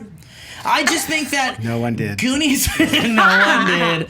I think that Monster Squad is a really fun movie about kids hunting universal monsters. It doesn't get any cooler than that. Every boy that I grew up with, even some girls I grew up with wanted to go hunting monsters and having like a fun monster club where you watched horror movies and stuff. I think Monster Squad is a classic movie. You could easily do a sequel. Basically, Universal monsters are endless. Like, you can make a mummy come out, you can do a whole movie just about Dracula, Frankenstein, you can make it about the Monster Squad's original, like, their kids are doing it. Whenever I hear, like, Goonies 2 could happen, it's like the Goonies kids are going on an adventure. It's like, what could they do? Go get more treasure? Go find another pirate ship? Like, Monster Squad is about monsters. It's literally endless. You could do ghosts, you could do the paranormal, you could go and do zombies, you could do whatever. I think Monster Squad 2... Why not? Ring Girl versus the Grudge Jigsaw? Girl? Okay. Yeah, sure. Why not? I'd say partner up with Universal or some other with Screen Gems and do some crossover monsters with the Monster Squad. I think that everybody loves when teams do something. Like the Fast and the Furious team is always doing some sort of fun heist thing. People love heist movies. People love clubs and people going to hunt things. I think those are always fun movies. And I think a Monster Squad 2 hunting monsters would just be so fun. The universe cast? wants it now. I mean, I think you could have Are a they couple. older? You could have some of them back, I think, but it could really be about the kids kind of like stumbling upon a new crop of monsters, some other ancient force or something. You know, Got maybe it. they go into the world that all the monsters get sucked into in the end, and they have to go in there to save their friend or something. You know, I think All it'd right, be cool. John, Trisha, pick your. What's your pick? All right, I'm Sorry, going to go with John Carter. I think that this film suffered from botched marketing, but overall created an epic fantasy world that's perfect for a franchise. In fact, it was originally intended to be a franchise. It's absolutely gorgeous. The end of the movie is set up for a sequel. We're waiting to know what happens. No spoilers, no spoilers. And it's Edgar Rice Burroughs' stories that have inspired so many and are beloved by so many. It's a shame that they were made to suffer so in cinematic form. So I would love to see a sequel come out of this, continue the story, continue a story in that beautiful world, but finally do the source material justice. Lon. The answer is 2012's Dread.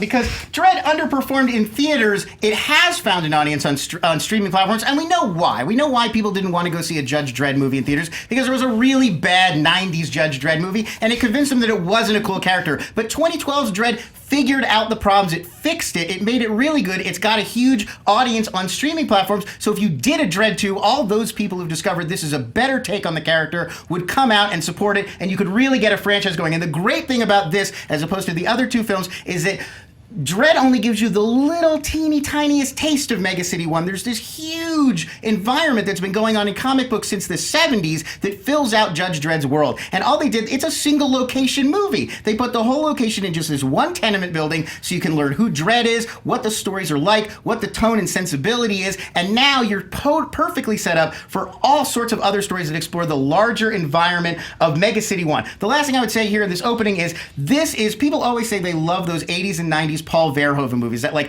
adult science fiction that's also funny, that also has a lot of impact, like RoboCop, like Starship Troopers, like Total Recall. Dredd and the Dredd universe is our best chance in 2016 to really get that, to finally get sci-fi stories that aren't just like abstract, cerebral sci-fi like Arrival or some of the other stuff, but also aren't just like dumb for kids adventure. This is adult, it's bloody, it's gory, it's disturbing, it's got a social satire component, it's everything people want from sci-fi, or say they want, who love films like Starship Troopers, and this is our best chance, this franchise.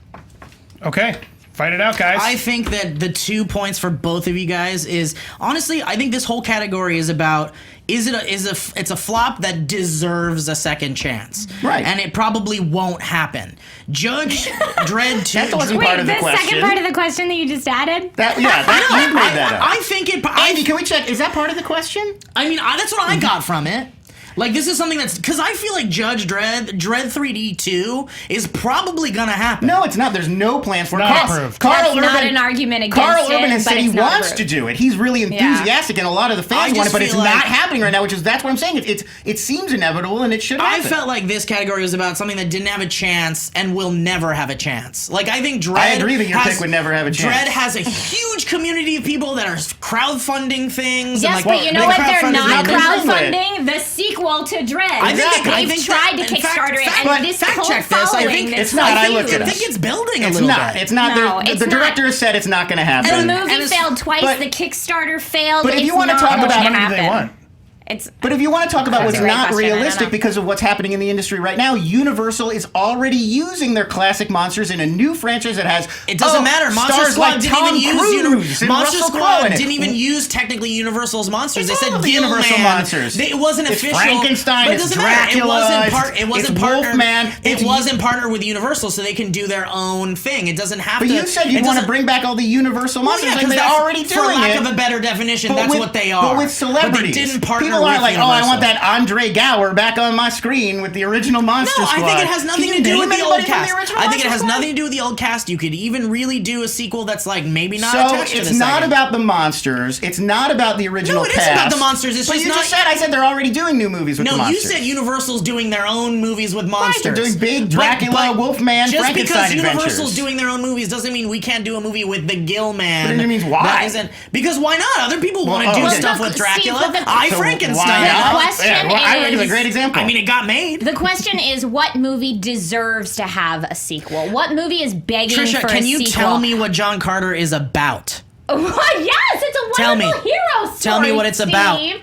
It's a wonderful hero story. It's not what it's Steve. about. The problem with It John is what Carter it's is about. they poured so much into that first movie. It is epic. You said yourself It it's is epic. It's like epic. 2.5 It's beautiful. hours long. It is as much barsoom as any one human being could need. All you do to go back is like, well, he wrote more stories on other parts of the planet, but we've learned about that world. We've seen it on Dude, screen. this Dredd We've seen thing it too, fully though. realized in its massive epic scope. There's no more story that needs to be told about that We location. also have a million disagree. action movies about a guy who's really good Oh, at but that's killing not guys. that's not We've Judge got Dredd a at million. all. It kind of is. Have you seen it? Yes, It's I have. I love satirical. it. It's funny. Yeah, but it's So like you- RoboCop, okay. and like it's basically RoboCop. Some Like, things not a I'll say. robot. Some things I'll say against Lon's argument. You said, we now is the time. We need to finally get this gritty sci-fi superhero movie. We just had Deadpool. It was awesome. We're not Deadpool begging is for it. absolutely nothing like Dredd. We It makes you think you haven't even seen had Dredd. the gritty story. I mean, it's a we cheeky had that Not hero, even already. gritty. yeah. Deadpool's like And jokey parody. Yay. Dread did indeed fail twice. The Kickstarter failed. I think And a Dredd really, 2 the would ruin biggest- Dredd 1. The I think it biggest wouldn't be the thing same. I will. I really do. The biggest, I really do. The biggest thing It I will couldn't- say it would against ruin Dredd. the 2012 Dredd. Yeah, it's like if it ain't broke, don't fix That it. Like classic. Dredd,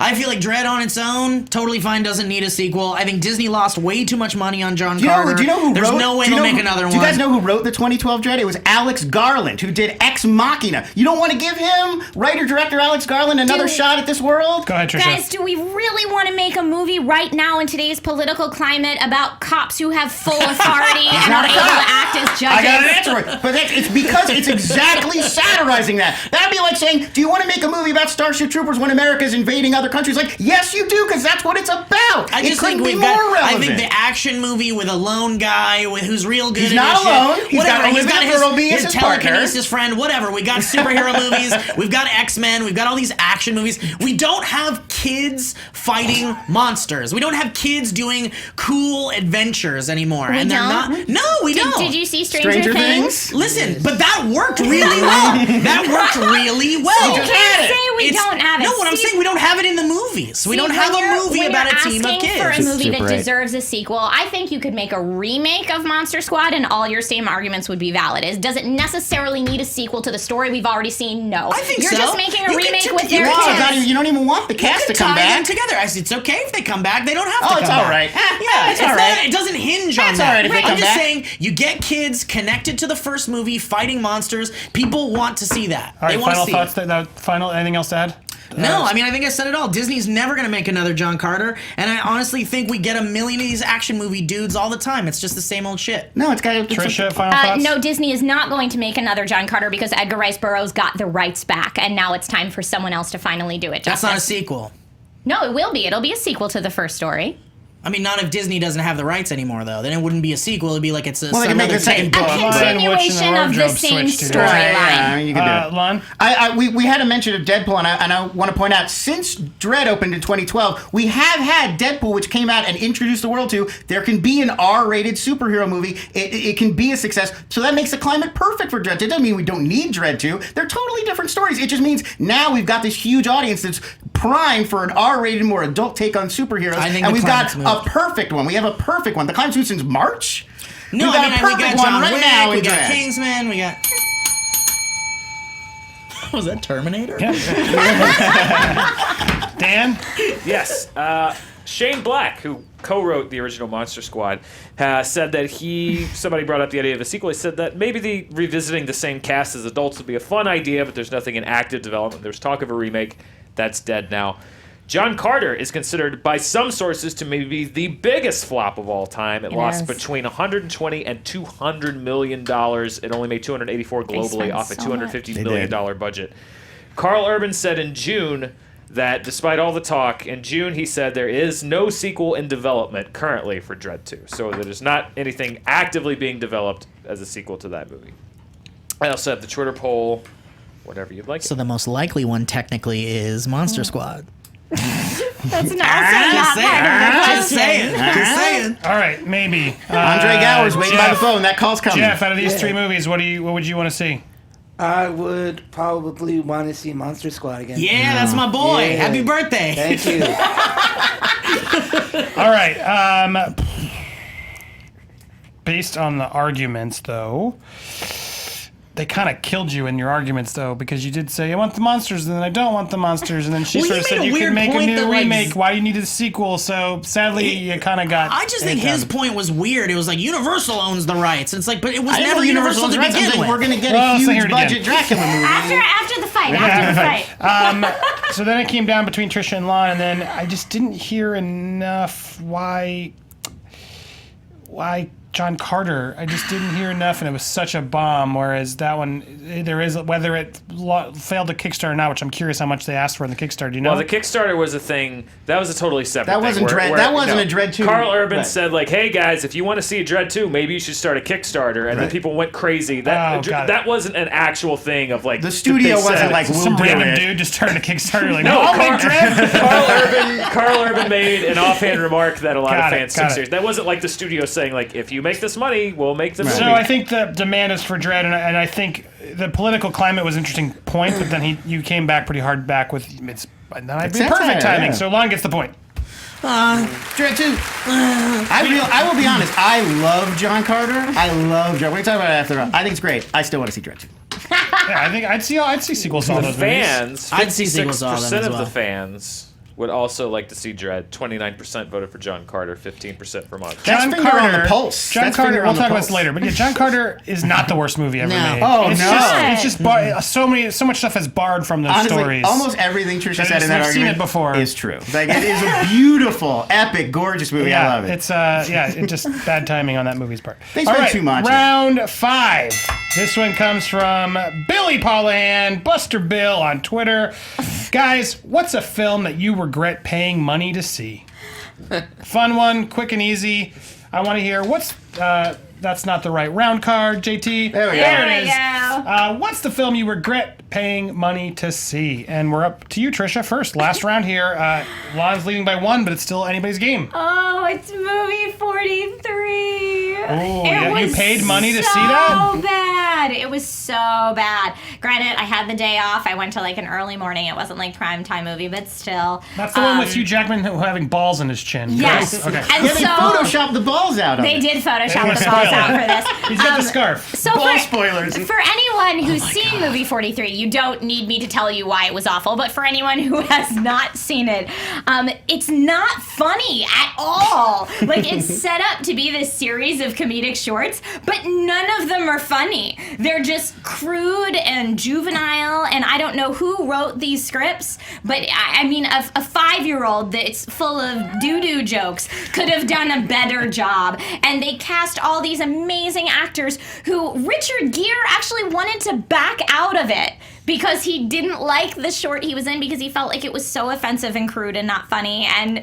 like, so many of these actors had to do things that humiliated them and just made them look bad. And when you make Oscar winners look bad, that's real sad. And when you make a comedy that's supposed to be just comedic shorts, so there's no plot you can take away, there's no storyline you can take away from it, it better be funny. And this was not. Lon?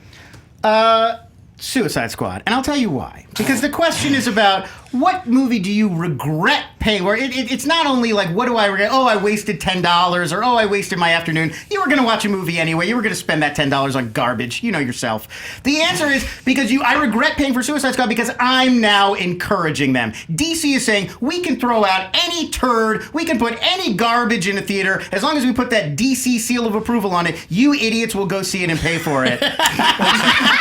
And I am saying no more. I am saying paying for a DC movie when they're at this level of quality is actually an immoral act. And that's why I regret, because I'm funding them now. I'm saying I encourage you to continue doing this to us, Warner Brothers and DC, by making these cynical, marketing-driven, a-narrative movies that are honestly incomprehensible. Because make no mistake, Suicide Squad is incomprehensible. It's two movies awkwardly sewn together. The whole movie is basically montage. There's zero character development, and even the most basic premise, the very basic concept, doesn't make any sense. The movie opens, and I'll finish with this because I know time. The movie opens with a scene where a bunch of bureaucrats are sitting around like, what would we do if Superman came back? How would we fight Superman? And their answer is a clown girl with a mallet, a reptile man, and a guy with a GoPro strapped to a boomerang? That's not a plan. That doesn't make any sense, and that's the start. That's where we start off with this movie. It's incomprehensible and awful. No effort was put in at all. Steve. Lon, I don't think you have to worry about your $15 affecting the box office. But it's a million me's. I'm just saying.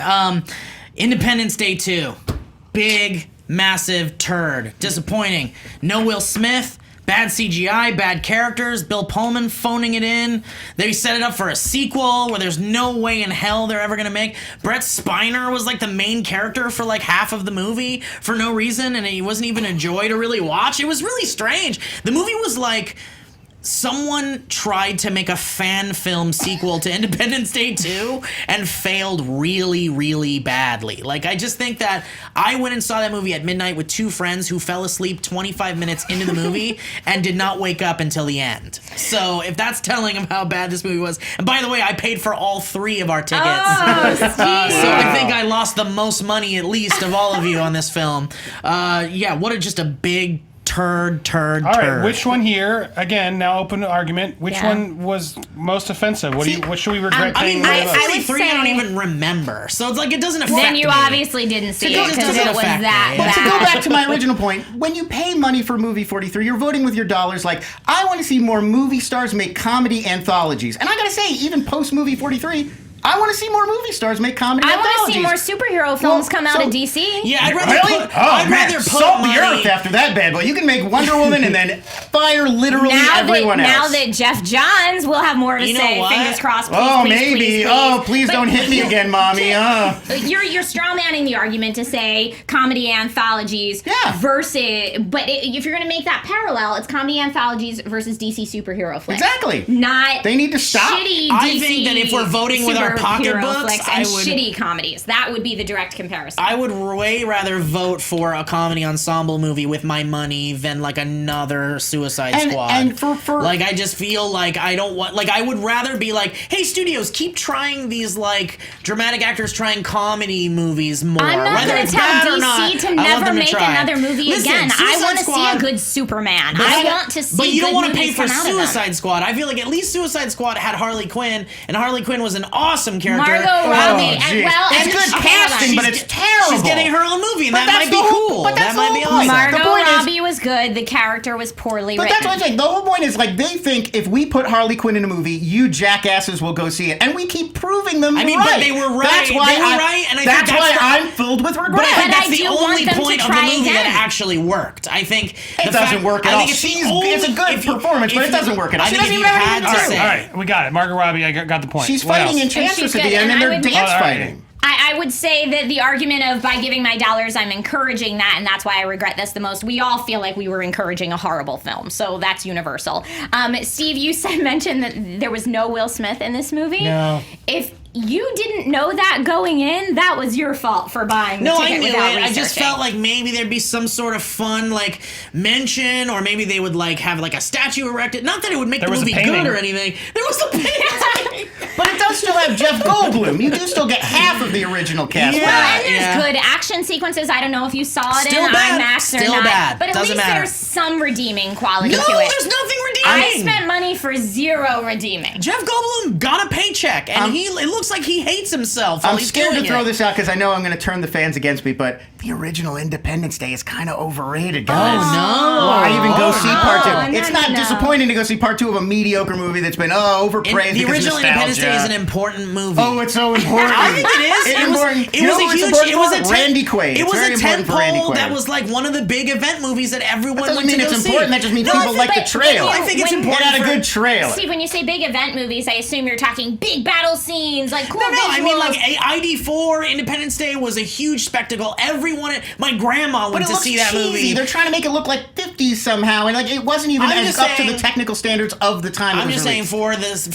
for like if you think about the history of movies, Independence Day has a little pin prick in there. Like I think But that it's not there's that a pin. good. But I mean, significance I'm is not different saying it's from not good. good. But yeah, I get what you're saying. Final thoughts, Steve, on why yours is a bigger regret than the other two. I just think that you go in to see aliens fighting Jeff Goldblum, and what you end up getting is Brett Spiner like walking around like a medical insane person, and that's it. And if that's what you want to see, go see it. But if you like Star Trek: The Next Generation, that's not the Brett Spiner you're paying to see. Trisha? Movie 43 is just awful. There's no story to take away from it. The humor is horrible. It's so offensive that Richard Gere tried to pull out of the movie. Even the people involved in making that movie didn't believe in that movie at all. It was horribly marketed using the draw of the Oscar actors, and that's what drew me in, and it was just the worst excuse for a movie that you could ever have. All right, so my final thought, I do want to respond to one point. Richard Roper actually called movie 43 the Citizen Kane of awful. So that's worth seeing, even if it's just to see how bad something could possibly be. That's kind of worth seeing, whereas I think people Suicide say Squad that is about more The Room. everyday awful. One more point I'd like to point out about Suicide Squad. We all know it. I'm just going to be the one to say it. Jared Leto is the worst Joker we've ever had. He doesn't even have a take on the character. There's no idea or concept of what the Joker is. He's just got a grill. He's got some tattoos. He's jumping around like an idiot. You can't even tell what he's doing. And for a movie to take the iconic villain from all of comic books and turn him into that is what I regret most of all about seeing The Suicide Squad. Ironically, Will Smith left your movie to do that movie. He should have just stayed home. Should have stayed home. 7 pounds too. He should have counted his money again. Pursuit of Happiness 2. Bad. I'm sure Lon made a lot of friends with that. I knew I wouldn't have supporters for that one. Yeah, I mean, movie 43, if we're arguing worst film, would probably win that handily, the but that's not worst. the argument. My personal choice, the one that makes me the angriest, would be Transformers: Age of Extinction, but that's just me. Yeah, hard to fact check emotion. So, Andy, I hand it to you. Fact check We did take a Twitter poll for what it's worth. Yeah, I mean, there was a lot of emotion and a lot of opinions that were thrown around, which is hard because it's your thoughts. So I'm basing it off of the one that had 0 redeeming qualities because I think that's how you got to base this off of. And That wasn't the question. What movie has no redeeming qualities? That's all I got. What movie do you regret? that's all I got because I think you were. Yeah, look, I didn't love Suicide Squad, but you're stating a lot of opinions about the worst I'm things saying ever. why I regret it. Right, but it just doesn't mean it's an opinion question. I get it, but I needed a bigger reason. And so Margot Robbie was good. So it's like there's moments in years where there's nothing redeeming of her movie, and it's misleading Nothing. and offensive. Hard to pick against that. Independence Day was close, but you sort of agreed a couple points when they said, yeah, but you knew Will Smith wasn't in it going in. You went, meh, but I hoped maybe. So therefore, They do Trisha it gets the final justice. point. I mean, yeah, I honestly, like, you had it from the start. Like, that's just such a bad fucking movie. Such a bad movie. It's not good. You know It's what's not weird good. though? I have seen that movie, and the scene with Liev Schreiber and Naomi Watts is kind of Where funny. they homeschool the kids? Yeah, Is the that that homeschool one? kid Yeah. sketch was kind of I funny. remember. Woof. It's I all just bad. remember I the do Gerard remember Butler thinking that was- leprechaun part and being like, what am I doing? What am I doing with my life? Right. They shrunk All her right, down. William Scott. We'll talk later Yeah. after. The Shush. Twitter so poll was bad. very close. so 37% voted for movie 43. 33% voted for Independence Day 2. This surprised me. 30% voted for Suicide Wow. Squad. I mean, it What one? is tragically awful, movie right? 43, but Okay. only barely. They're all three very close. I have a little bit of satisfaction of you saying I didn't love Suicide Squad on the air, Andy. Yeah, I remember. All Everyone right, remembers. this is time for the speed round. That means Lon and Trisha, you've made it through. God Steve, help wonderful me, job I'm though. trying. Thank you. Thank you you. for coming back. My best. Jeff, I'm going to be activating you on this as well Yes, sir. as Dan and Steve for helping me with these speed round questions. And there's no bias. I love you equally. yeah, there We you go. love you too, sweet. Steve. Now you have to fuck show off. your It's a cards. love and fest. be Even like though you more. want to take all the music out of Lion King. All right, you guys know how this works. I'm going to ask I can't do questions. it with Jared Leto looking at me. I'm going to ask you speed round questions. You'll have 20 seconds and then 10-second rebuttals. If you both say the same answer at the same time, it's whoever said it goddamn. first. Okay. And we will begin. Any questions before we begin on how this works? Great. or any arguments during. All right, first up is a bargain bin. It'll be up on that screen in 1 second. This was submitted from Cicerelli on Twitter, and there will be 2 movies, and you need to tell us which one should we buy. Indiana Jones. Terminator Genesis. I'll take Crystal it. Skull versus Genesis. Yeah. I heard Trisha first. Crystal Skull. And Lon's got Genesis. No, boy. All right, Trisha, you got 20 seconds. Whenever the time starts when you begin speaking. All right, I'm going to argue that you should pick up Crystal Skull because of any fan of the Indiana Jones movies deserves to see it all the way through. You're going to get a fun action film. Even if some of the characters aren't necessarily your favorite, it's still Indiana Jones. You're still going to hear that dun-dun-dun-dun, and you're going to get really excited. And that in and of itself is worth the $5 that it's for the bargain bin. Lon. Wait, I'm doing Genesis. Okay, I got it. Genesistic fibrosis. All right, resetting. That's fair.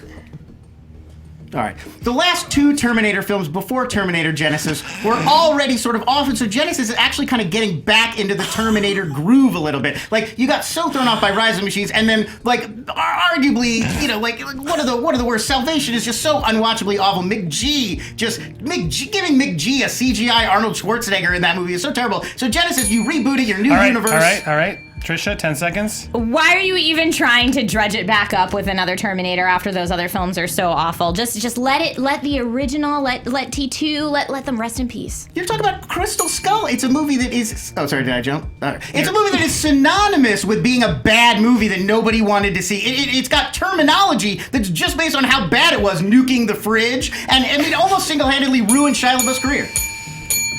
All right, time there. Based on the arguments, I'm going to go to you, Steve. Based on the arguments, what do you think? Honestly, I think Trisha got it on this one, man. I mean, the music alone from Indiana Jones is enough to go and see it at least. I mean, and Shia LaBeouf, I mean, he's real bad, but I got to give it to Trisha. Yeah, you were doing a little stuttering there, a little bit in the middle. So I'm with Jeff. What do you think?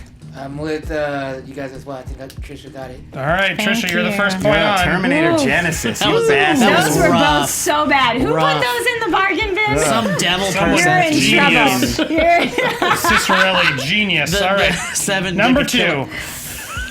This one's tough. What is the best song from a Disney animated film? Oh my gosh. That could be a main flight. I have opinions that I Best don't song. think everyone else will agree with. So Best song. The best song ever from any Disney film. Wow. I'm going to go When You Wish Upon a Star. Oh, that's adorable. I'm going to go with let's go Circle of Life. Why not? Ooh, okay. Lon, you're up first. I mean, I don't even think there's any comparison. You're talking about the iconic Disney song. It's the opening of Walt Disney Pictures is When You Wish Upon a Star. Jiminy Cricket singing it. One of the most famous scenes from any animated film, from arguably the greatest animated film of all time, Pinocchio. There's not even a comparison to like, oh, that was a hit in the 90s for Elton John. I mean, that's literally what we're talking about. An iconic, classic musical number versus like, oh, that was a hit for Elton John in the 90s. The question was best, not iconic, but I will argue for Circle of Life because it's teaching us the lesson that we're all in this one world. We're all part of some greater thing, and we should all be working together, which is really what the good-natured spirit of Disney is about. That's why you have that song. That's why it won so many awards and touched so many people's hearts. Touching people's hearts is what Disney is about. Disney, it couldn't be more purely Disney to be about realizing and bringing to life your dreams. What is Disneyland other than Walt Disney had a dream and brought it to life? It's the message of the entire studio, and it's the icon of the entire studio. If it's all about just bringing your dreams to life, then we'd have a lot of kids running around that are completely disillusioned. What? You're attacking the thematics of the song? Respect the time. Jeff, I'm coming to you based on those arguments. What do you think? I like Lon's arguments a lot about how his the song is in the intro of the Disney, credits and whatnot. So I'd go with him. I'm with you, man. I think that's hard to beat. Dan? Yeah, Lon had a strong opening and then countered Trisha's thematic argument perfectly, I would go with Lon. Doesn't matter what you think, Steve. I personally feel like you ask a kid to sing "When You Wish Upon a Star," I don't think they're gonna know. You ask them to do "Circle of Life." Is there any other line beyond that too? But it doesn't matter because you made a better point. difference who you are. Well, you gets know the point. because you're 45 years old. I'm 85 years old. I would give the point to Lon as well on that. That was a very good pick. But Steve, you ask a kid to sing "Circle of Life," I guarantee they'll come at you with pink. No one knows. No one it's- knows what we are saying. It's fun to sing it anyway. Pink At least that's pajamas, funnier. penguins on the bottom. Yeah, there you go. All right, it's tied. Here we go. Number 3. Which of these would you rather remake? You gotta remake one, guys. Okay? E.T. or Back to the Future? Back to the E.T. Future. Ooh, all right. Back to the Future for Lon is up first, and then E.T. for Trisha. Go ahead. Lon is up first. Time starts when you've been speaking. So Back to the Future is such a malleable concept. You don't have to do exactly the same plotline, but there's so much you can do with like mad old scientist, teenager, and they're jumping around in time, and you get to really reinvent the story because it's not 1985. So now they'd be jumping from 2015 ahead and backwards. It's totally different. You get to completely reimagine that world. E.T. is so specific to that costume, that monster, those woods, those kids. Monster, how dare you? I don't think that E.T. needs to be specific to that monster. I think it's a heartwarming story about a kid finding a friend and having people try to take this friend away from him. The special effects now are so much better than they used to be. There's so much they could do with it. And introducing that type of story to a brand new generation is something that this generation needs. But do you really want to see a CG E.T.? You want to see E.T. look like E.T.? They don't really have a choice. They can't reimagine E.T. There's no like iconic imagery from Back to the Future that you couldn't update or tweak or turn around or like reinvent. There's not a creature. Time. It's going to be hard to reinvent that duo, Christopher Lloyd and Michael J. Fox. And No, they're such E.T., teenagers. just because it's modern doesn't mean it has to be CGI. The practical effects that they have nowadays are amazing. Can you give her an extra minute because Lon overstepped? You did it, or second? Yeah. Yeah. All right. If All right. she has 5 more seconds, she could. Would you like 5 Oh, seconds? I'm okay. Okay. Thank you. I think I've said my piece. He interrupted you during your time, so I'm being fair. Okay. All right. Based on those, that is all the time, right? Yes. Yeah. Based on those arguments, Steve, it's your turn. I mean, I think the one they're really gonna make is Back to the Future. I mean, Robert Zemeckis did say "Over my dead body." Based like on not the to- arguments. Well, honestly, I think Lon's argument's better. Okay. I do think. Dan? For me, I felt like Lon's argument was weaker because he said it's not going to be the same thing. It's going to be the old man and the scientist jumping back and forth to 2015. That is the same No, thing. the So I think timeline is I what's thought it was different. The more about. timeline It is became a thing different. about replication. For me, Trisha argued to me more about the kind of story that we should introduce to a new generation. I'm going to go with Trisha's argument. Jeff? I like how Trisha argued that you can't replace Michael J. Fox and Christopher Lloyd, which I totally agree with, so I would go with her too. Oh wow. Yeah, all right. I'm with you. Trisha gets the point. Oh, Trisha. Lon is pissed. Look at that face. I'll be all right. I'm gonna make it. All right, so Trisha's up by 1. That means Lon has to get... No, he Yes, gets... Lon must win. I have to win this one. to, Yes, win to this one stay to- alive. to stay I'll alive. admit, Yes. Lon, I'm pooping my pants just a little bit right now. I've been in a I've steady seen her lead do the it. whole All time. right, here we go. Ready? Best Mark Wahlberg movie. Boogie Nights. Oh, man, that's a good one. I'm sure you got a better one, right? The Departed? Sure. He's in that. Who starts? He is indeed.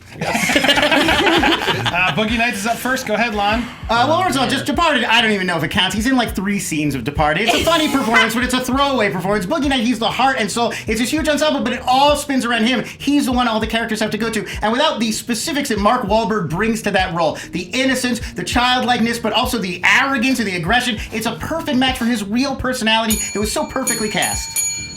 Trisha?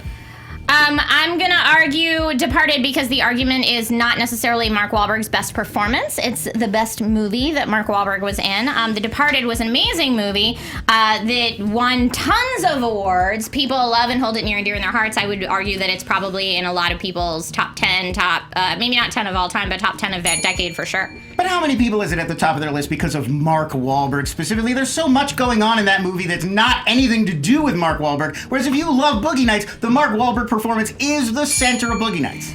Because of Mark Wahlberg was not part of the question. It's best movie that Mark Wahlberg is in. It's our best Mark Wahlberg movie. That's Trisha annoying. didn't get it 10 seconds and I'll stop. Lon interrupted. 5 seconds. I will leave the room. 5 seconds, Trisha. My other 5 seconds is you said if you love Boogie Nights, it's because you love Mark Wahlberg and Boogie Nights. I think if you love Boogie Nights, it could just be because of Roller Girl. Based on the arguments, this one's tough actually for me. Processing still. Steve, thoughts on the arguments? I guess if you're gonna elaborate on the question, is it like best Mark Wahlberg movie? We do this a lot, and everyone gets mad at us. The question is best Mark Wahlberg movie. I mean, I guess I'm gonna have to give it to Lon on Boogie Nights. I mean, it's technically the best Mark Wahlberg movie in my opinion, and I think his argument was fantastic. Dan? This is hard because this wasn't an argument about the question. It was but it was an argument about the question itself, really, more than it was about the actual question being asked. I think you got an opinion. Based on everyone got so hung up on his thing, and I hate that. I think Trisha made the argument that her movie was better. She pointed out that it wasn't best Mark Wahlberg performance; it was best movie. I think she made the case for her movie more, so I would go for Trisha. Jeff? It's hard to say. I think the semantics are annoying, but it was a clever tactic she used because it is best Mark Wahlberg movie. Boogie Nights is more known for being the Mark Wahlberg movie. It's also a fantastic movie. That's all I heard her say is just that it's a better movie, but I think Lon did give us a little bit more why, so I'm going to go with Steve and give it to Lon. That puts it at a tie. To the last round. One more. I also just don't want to end that question because it's sort of a... One more. I mean, Boogie Nights is better than Departed, Here right? we go. We all agree? Oh! Last question. I don't know that I would say that. Debatable. I don't know that Last I would question, our tiebreaker here. Ready? Here we go. Oh my God. Who would you rather fight? An alien or a predator? Like Aliens, the movie Aliens? Yeah. I would rather fight a predator. I guess I'll pick alien. Okay, all right. So Lon picked a predator, and Trisha, you have an alien. Oh my God. Lon, you're first. I'll tell you why. Because if you injure an alien, it's bleeding acid. You're in more danger than you were before you'd injured it. But if you injure a predator, if it bleeds, we can kill it. So you're actually you're moving forward. You're on the attack. If you get one good blow against a predator, you're on your way to victory. If you get one good blow against an alien, you're dead. All right, Trisha, your turn. Time starts when you begin speaking. If it bleeds, you can kill it, but only if you're Arnold Schwarzenegger, with I am definitely not. The one thing I can say that I know about Alien is if I throw something that makes light or sound in a different direction, maybe it will go over there and I can hide, and I know that. I don't think I can adequately hide from or fight the Predator, so I feel like I would live longer if I was up against an alien. So if it's me... Right. 10 seconds, last thoughts. Wait, hold on. And I want a new tactic here. I heard both of those strong tactics. Next one for your 10-second break. One, I think you're thinking of a T-Rex and not an alien. Throwing things, not a very effective alien combat strategy. But also, we've seen Danny Glover kill a predator. We've seen Lawrence Fishburne kill predators. We've seen Adrian Brody kill a predator. The question is, who would I like to fight more out of those two? And I can tell you right now that the Predator terrifies me beyond belief. There is nothing I can do, no amount of covering myself in mud that's going to make that okay. Okay. Based on those arguments, on the couch, Jeff and Dan, thoughts? For me, the question is, who would you rather fight? Not who would you rather kill, it's who would you rather fight. And I have to say, and I would not have thought of this, I like the argument of, I'm going to go with the one that I would be easier to hide from, because that's an angle I hadn't thought of. That's not fighting, that's hiding. But it's who would you rather fight? I gotta go with Trisha. I think that was an inventive argument. I liked it. I gotta go with Trisha myself. Jeff, you agree? I think Lon makes a good argument about you have a better chance surviving against the predator because the alien shoots out the acid, and all those other actors have killed the predator too. Yep, both of those are where I was leaning to. We would Steve? both be dead. I mean, I don't think I could kill a predator. We would both be dead so hard. I'm going for Trisha on this one. I really am, because I feel like no, I think honestly the thing is Trisha's right. If you threw something in another direction, the aliens really would be distracted by that. I've seen it in the Alien movies. Alien Isolation and too, if you that, played the video game. Ripley Sigourney Weaver killed an alien. Arnold Schwarzenegger killed a predator. Arnold Schwarzenegger is a big muscly man. So did Danny Glover. Here's where I am. I think that's a good argument, but I did love Lon saying that all those people built it. But Trisha did sort of bring it back when she's like, it's not about anybody, it's about me. Yeah. And she did give me that creative sense, so I'm with you guys. I gotta give it to Trisha. Trisha wins the game! Go down on that. Hey, yo! I gotta be honest, guys. I was show. so scared going into today's Honestly- fight because I love you both and you're both so knowledgeable. We'll talk more about this because I see some grumpiness. I love it. We'll bring it down. I know the feeling, Lon. Trust me. Steve Zaragoza on Twitter. Anything else you'd like to plug? You can catch me on Nuclear Family on YouTube. It's a sketch comedy channel from Discovery under the SourceFed banner. That's that. Great. Trisha Hershberger at That Girl Trish. Yeah, baby. You Did can we spell it right? Yep. No I in the girl. No I in the girl. That's perfect. Yep. You can see me at youtube.com/Trisha Hershberger, twitch.tv/Trisha Hershberger on Geek and Sundry or Kingston Technology. Great. All over the place. Lon Harris at Lon's. I always love and jealous of that Twitter handle. Yeah, good. Get in Only early. one I'm more jealous of is at Andy for Andy Cohen. That jerk took Son of a Andy. bitch. Yeah, you But gotta yeah, get in early. Lons, what would you like to plug? Oh, you can find me on a variety of our Screen Junkies Plus shows. I know we got Knocking Dead coming up soon. Looking forward to jumping back into that. And yeah, follow me on Twitter at LONS. I write jokes all day. We have Very funny on a good, Twitter. I can't announce it yet, I don't think, but we have a good premiere for Knocking Dead Yeah. happening. You know. I've been Will you hearing. tell I've me heard after the rumors. show? We have some I've heard guest rumors. stars going to come this season when I've we heard do some it. big, It's going to be some good. big rumors. Dan Murrell at Murrell Dan on the couch. At Merle Dan on the couch and on Twitter. And yeah, this was a good time. Yeah, Jeff, I hope you had a blast. Happy did. birthday Thank this you week. so much. Welcome for coming, Jeff. Thank you so much. Happy birthday, buddy. Happy birthday, Jeff. And thank you Yes, all at home thank you. for watching. I'm Andy Signore. Please subscribe and all those things, and we'll see you next week. And if you're watching live, join us on After the Fight. Thanks so much. Bye-bye. Every podcast we put on YouTube comes with this kick-ass graphic listing all the topics your favorite Screen Junkies podcasters are talking about. If you click the topics, you can skip around and choose your own podcast battle royale. Go ahead, try them all. If you haven't already, subscribe to Screen Junkies on YouTube to join us for future fights. Or if you prefer to listen on iTunes, click the logo to download an audio version.